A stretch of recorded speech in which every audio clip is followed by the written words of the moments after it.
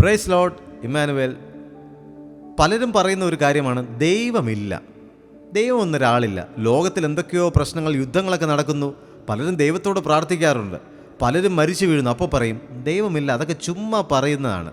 ചിലർ പറയും ദൈവം എന്ന് പറഞ്ഞ ഒരാളില്ല, അതൊരു ശക്തിയാണ്.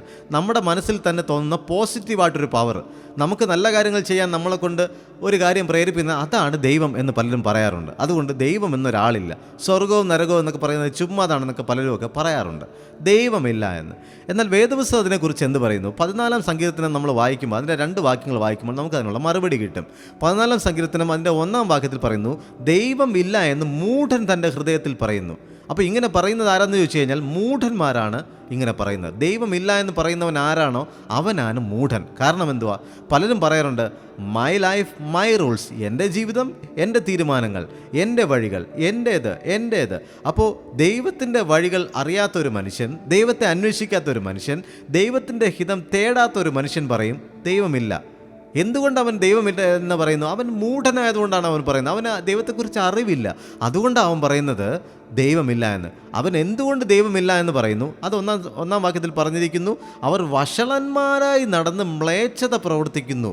അപ്പോൾ വഷളന്മാരായി നടന്ന് മ്ലേച്ഛത പ്രവർത്തിക്കുവാനായി അവർ പറയുന്ന ഒരു കാര്യമാണ്, സ്വയമായിട്ട് പറഞ്ഞ് ആശ്വസിക്കുന്ന ഒരു കാര്യമാണ്, ഓ ദൈവമൊന്നും ഇല്ല കേട്ടോ. കുറച്ചുകൂടെ വ്യക്തമായിട്ട് പറഞ്ഞാൽ, ഈ പറയുന്ന മനുഷ്യർ ഓരോരുത്തരും ചെയ്യുന്ന കള്ളത്തരങ്ങൾക്കും കൊള്ളരുതായ്മയ്ക്കും മറുപടി തരുന്ന ഒരു ദൈവം ഉണ്ടെന്ന് പറഞ്ഞാൽ ഈ മൂഢനായ മനുഷ്യന് രാത്രിയിൽ സമാധാനമായിട്ട് കിടന്നുറങ്ങാൻ പറ്റത്തില്ല.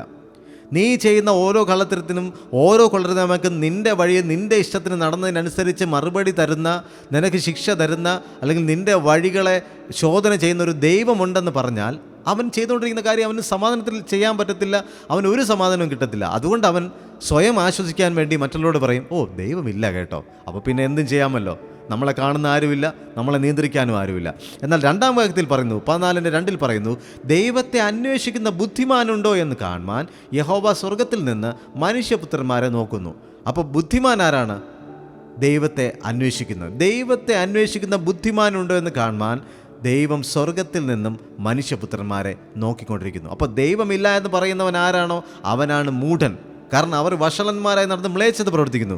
എന്നാൽ ദൈവത്തെ അന്വേഷിക്കുന്നവൻ ആരാണോ അവനാണ് ബുദ്ധിമാൻ, അവനാണ് ദൈവ പൈതൽ. പ്രിയമുള്ളവരെ, നമുക്ക് ദൈവമില്ല എന്ന് പറഞ്ഞ് നടക്കുന്നവരായി മാറാതെ നമുക്കൊരു തീരുമാനമെടുക്കാം, ദൈവമുണ്ട്, ഈ ദൈവത്തെ ഞാൻ എല്ലാ ദിവസവും അന്വേഷിക്കും. ദൈവമേ, അങ്ങൻ്റെ ദൈവം, ആദികാലത്തെ ഞാൻ അങ്ങേ അന്വേഷിക്കും, അല്ലേ? അപ്പോൾ നമുക്ക് രാവിലെ എഴുന്നേറ്റ് ദൈവത്തിൻ്റെ വഴികളെ തേടാം, ദൈവത്തെ അന്വേഷിക്കുന്ന ബുദ്ധിമാന്മാരായിട്ട് മാറാം. ദൈവം നമ്മളെ അനുഗ്രഹിക്കട്ടെ. God bless you.